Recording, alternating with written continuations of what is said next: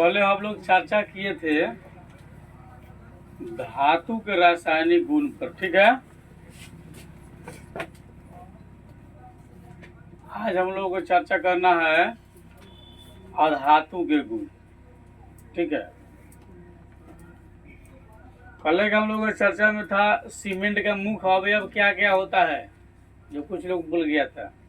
तो सीमेंट का मुख्य अवयव देख लीजिए कौन सी होता है इसमें, ठीक है।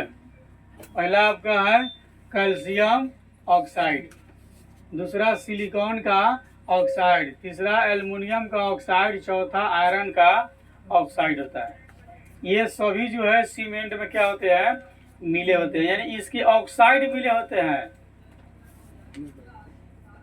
जैसे लोहे के कील में जो है जो जंग जो लगता है ना, उसको क्या कहते हैं, ऑक्साइड, यानी कि चूर्ण, एकदम चूर्ण टाइप का होता है। तो सीमेंट में जो है कैल्शियम का ऑक्साइड, सिलिकॉन का ऑक्साइड, एल्युमिनियम का ऑक्साइड, एल्युमिनियम में इसके ऑक्साइड मिले होते हैं, आयरन का ऑक्साइड मिला होता है। जब सीमेंट में बालू, पत्थर और जल मिलाया जाता है, जब जो है सीमेंट में बालू, पत्थर और जल को मिलाया जाता है, तब इसके अवयव धीरे धीरे अभिक्रिया करके कैल्शियम और एल्युमिनियम के सिलिकेटों का मिश्रण बना लेता है। जब इसमें सीमेंट में जो है बालू, पत्थर और पानी मिलाया जाता है, तब इसके अवयव धीरे धीरे अभिक्रिया करके कैल्शियम और एल्युमिनियम के सिलिकेट का मिश्रण बनाते हैं, जिससे सबको एक साथ बांधकर जम जाने की प्रवृत्ति होती है। जैसे देखते हैं छत ढलाता है, तो ढलाने के वक्त जो है नीचे से उसमें तख्ता इत्यादि लगा करके या प्लाई बोर्ड लगा करके उसको ब्रेकअप करके रखता है, कितना पर रखना है। जब तक पूर्ण रूप से जम नहीं जाता, जमने के बाद पूरी उसका जो है आर्द्रता समाप्त नहीं हो जाती है, तब तक जो है कि नीचे से उसका रोकने के लिए जो इसको अड़चन बोलते हैं वो लगाया हुआ रहता है। जब वह पूर्ण रूप से जम करके जब उसका आर्द्रता समाप्त हो जाता है, तब उसको हटाया जाता है, तो वह एक आप से अपना रहता है, ठीक है। तो क्या होता है, जब बालू, पत्थर और जल को सीमेंट के साथ जब मिलाया जाता है, तब इसके जो मुख्य अवयव धीरे धीरे अभिक्रिया करता है, तेजी से अभिक्रिया नहीं करता है, बहुत धीरे धीरे अभिक्रिया करता है और कैल्शियम और एल्युमिनियम के सिलिकेट का मिश्रण बना लेता है। कैल्शियम और एल्युमिनियम के सिलिकेट का क्या कर लेता है, एक मिश्रण बना लेता है, ठीक है, जिसमें सबको एक साथ बांधकर जम जाने की एक प्रवृत्ति होती है। रासायनिक अभिक्रिया करके वह खुद जो है जम जाती है। इस प्रकार बने मिश्रण को हम क्या कहते हैं, कंक्रीट कहते हैं। क्या कहते हैं, कंक्रीट कहते हैं, ठीक है। और एक रक्त कोशिका में 280 मिलियन हीमोग्लोबिन के अणु होता है। एक रक्त कोशिका जो होता है, एक वो रक्त की जो कोशिका जो है उसमें 280 मिलियन हीमोग्लोबिन के अणु होते हैं। अब गिनते गिनते कितना दिन लगेगा पता नहीं। माइक्रोस्कोप की सहायता से इसकी जो है कैलकुलेट करके अनुमानित दिया गया है कि एक रक्त कोशिका में 280 मिलियन हीमोग्लोबिन पाया जाता है। कल का चर्चा, आज का हम लोग का चर्चा है अधातु के सामान्य भौतिक गुण पर हम चर्चा कर रहे हैं, रासायनिक नहीं, भौतिक गुण पर चर्चा कर रहे हैं। अधातुएं जैसे कार्बन, ठीक है, क्या है, अधातु है, ये सभी अधातु है। कार्बन, गंधक, bromine, chlorine, hydrogen, helium, iodine, nitrogen, oxygen, silicon आदि सब क्या है, अधातु है, ठीक है। और इस सब के गुण में अलग अलग विभिन्नता होता है, सबका गुण अलग अलग होता है, सबका गुण एक जैसा नहीं है। ये सभी क्या है, अधातु है, और सभी का गुण अलग अलग होता है, एक जैसा गुण किसी का नहीं होता है, ठीक है। अब समान अभिलक्षण गुण हम लोग देखते हैं कि सबका गुण एक जैसा क्यों नहीं होता है, ठीक है। और या सबका गुण अलग अलग होता है, तो कैसा कैसा गुण वाले सभी होते हैं, ठीक है। तो पहली बात धातुई चमक, तो समानतः अधातु में विशेष प्रकार का कोई चमक नहीं होता है। अधातु चमकीला नहीं होता है, इसमें हल्की सी चमक होती है। किसमें? अधातु में। विशेष चमक नहीं होती है, थोड़ा सा इसमें चमक होता है। ये प्रकाश को परावर्तन नहीं कर सकते, ये प्रकाश का परावर्तन नहीं कर सकते। जैसे जमीन पर सूरज की रोशनी पड़ी, यहाँ से परावर्तन होकर कहीं नहीं जा सकता, लेकिन यहीं पर एक आप शीशा रख ले, ऐनक, और सूरज की रोशनी की तरफ ऐसे करें, उस शीशा को जैसे घुमाएंगे रोशनी परावर्तित होकर कहीं दूर तक जाएगा। यानी कि शीशा में चमक है और भूमि में चमक नहीं है। ठीक है, तो सामान्यतः अधातु में चमक नहीं होता है।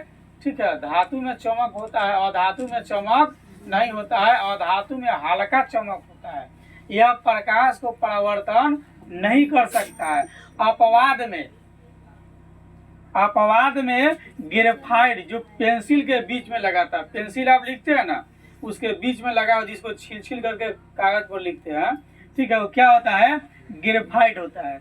तो अपवाद में ग्रेफाइट जो है, ग्रेफाइट और आयोडीन में धातु जैसी चमक होती है केवल, मतलब ये धातु नहीं है, अधातु है। ग्रेफाइट और नमक, ये आयोडीन जो है, ठीक है, या नमक कह लीजिए, ये अपवाद में इसमें चमक होता है, लेकिन सभी अधातु में चमक नहीं होता है। केवल दो है, एक ग्रेफाइट और दूसरा आयोडीन, इन दोनों में चमक होती है।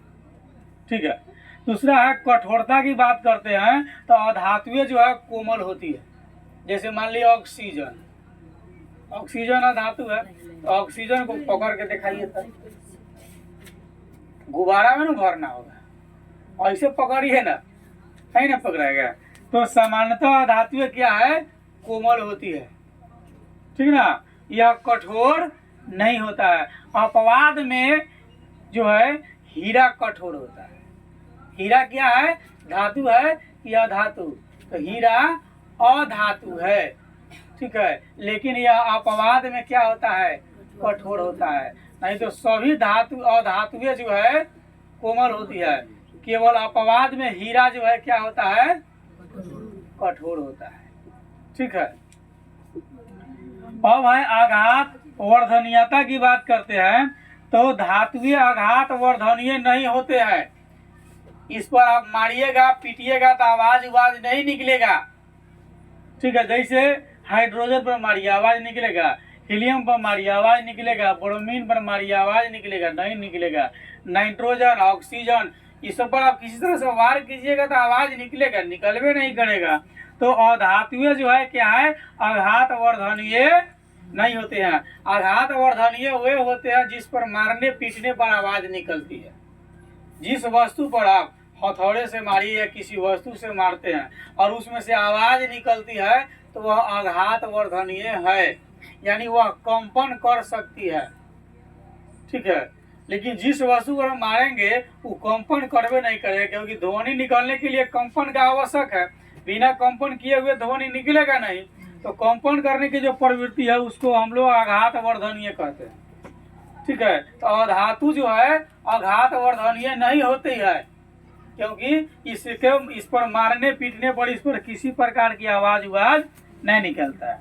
एक भंगुर होता है जो ठोस अवस्था में रहता है, लेकिन जैसे उस पर हथौड़ा से चोट किया जाता है तो वह टुकड़ा टुकड़ा टुकड़ा में बढ़ जाता है, लेकिन कोई ध्वनि उत्पन्न भी नहीं करता है।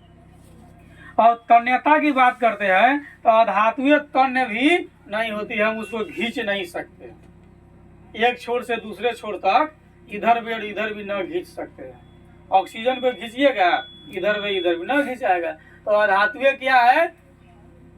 तन्यता नहीं कर पाती है, यानी अधातु में तन्यता नहीं होता है। इसको हम तार नहीं बना सकते हैं अधातु को। अगला है विद्युत का चालन। अधातुएं विद्युत का कुचालक या अल्प चालक होती है। कुचालक, अधातुएं विद्युत का क्या होती है? कुचालक होती है। थोड़ा मोड़ा विद्युत का जो है चालन यह कर सकता है, हल्का फल्का। ठीक है, इसलिए कहता अल्प चालक होते हैं। अपवाद में ग्रेफाइट विद्युत का सुचालक होता है। ग्रेफाइट से विद्युत धारा प्रवाहित की जा सकती है। ठीक है, ग्रेफाइट से विद्युत धारा प्रवाहित की जा सकती है। ग्रेफाइट चमकीला होता है।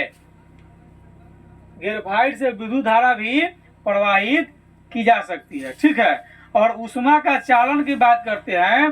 ठीक है, तो अधात्वीय विद्युत का जो है यानी ऊष्मा का कुचालक होती है। अधात्वीय ऊष्मा का कुचालक होती है या अल्पचालक होती है।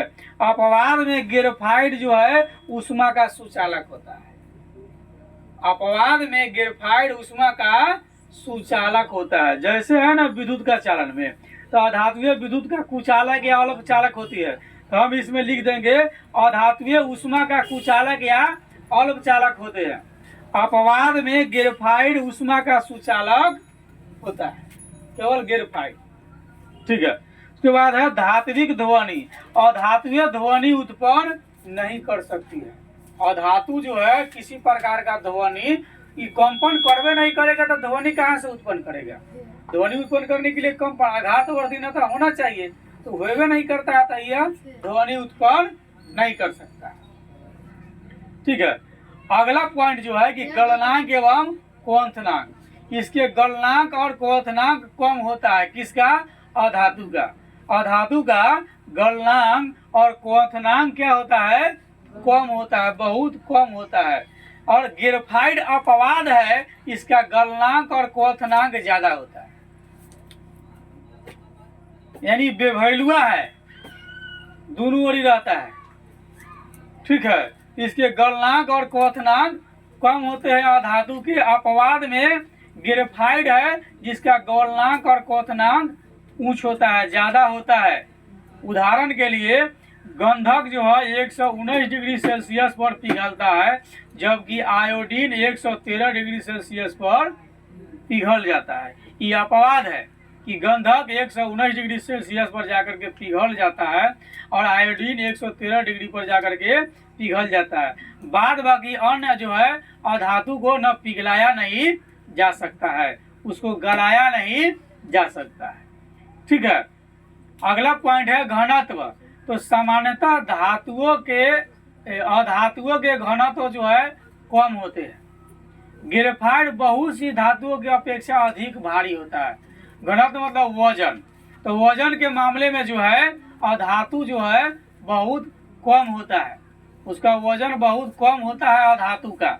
ठीक है, और अपवाद में ग्रेफाइट जो है अन्य अधातु की अपेक्षा जो है भारी होता है, ज्यादा वजनदार होता है। ठीक है, नहीं तो सामान्यतः अधातु क्या होता है?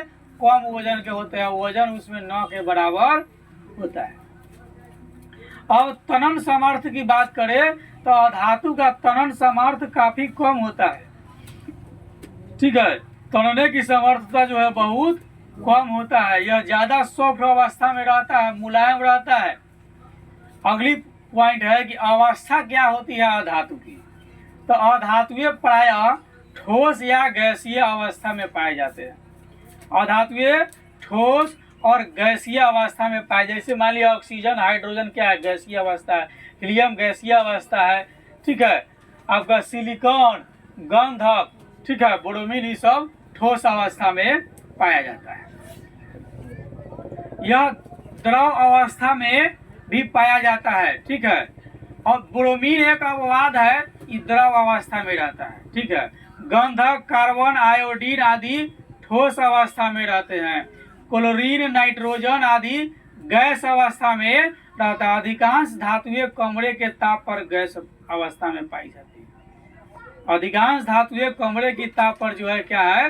गैसीय अवस्था में पाई जाती है। ठीक है, यानी ब्रोमीन अपवाद है, यह द्रव अवस्था में रहता है। ये कथी अवस्था में रहता है? द्रव अवस्था में ब्रोमीन रहता है।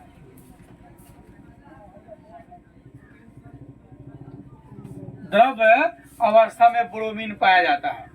ठीक है, उसके बाद गंधक, कार्बन, आयोडीन ये ठोस अवस्था में है। ठीक है, गंधक और कार्बन किधर चला गया? हाँ, इधर है। गंधक, कार्बन और एक और चीज क्या होगा? आयोडीन। गंधक, कार्बन और आयोडीन, गंधक, कार्बन और आयोडीन, ये क्या है, ठोस अवस्था में रहता है। ब्रोमीन द्रव अवस्था में रहता है। ठीक है, उसके बाद ये सब देख लीजिए, नाइट्रोजन, ऑक्सीजन, ये सब कौन चीज में है, गैस अवस्था में पाया जाता है। हाइड्रोजन गति में है, गैस अवस्था में पाया जाता है। अधिकांश जो है अधातुएं कमरे के ताप पर गैसीय अवस्था में ही रहती है।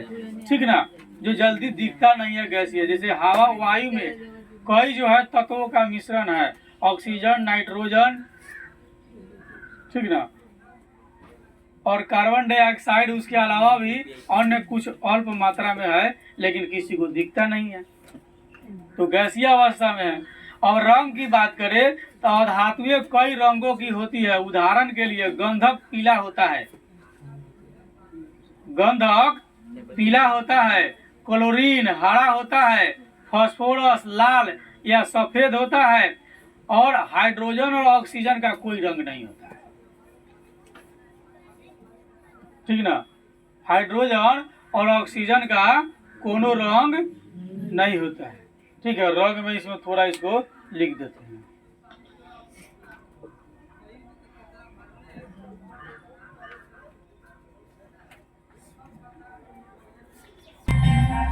हम लोग देख रहे थे कि अवस्था में तो धातुएं ठोस अवस्था में पाई जाती है, और अपवाद में ब्रोमीन द्रव अवस्था में रहता है, गंधक, कार्बन, आयोडीन ठोस अवस्था में रहता है, और chlorine, nitrogen, hydrogen, oxygen, helium, ये सब क्या है, गैसीय अवस्था में रहता है। सबका अवस्था अलग अलग है, गुण भी सबका अलग अलग है। ठीक है, रंग की बात करते हैं तो अधातुएं रंग बिरंगी होती है, एक रंग का ही नहीं होता है अधातु।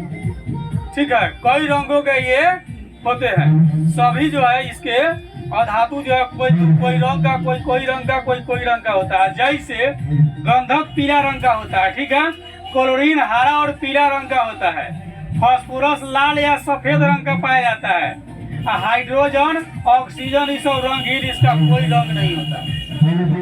ठीक है, हाइड्रोजन और ऑक्सीजन क्या है कि कोई रंग इसका नहीं होता है, एकदम रंगहीन, कहने का मतलब बिना रंग के।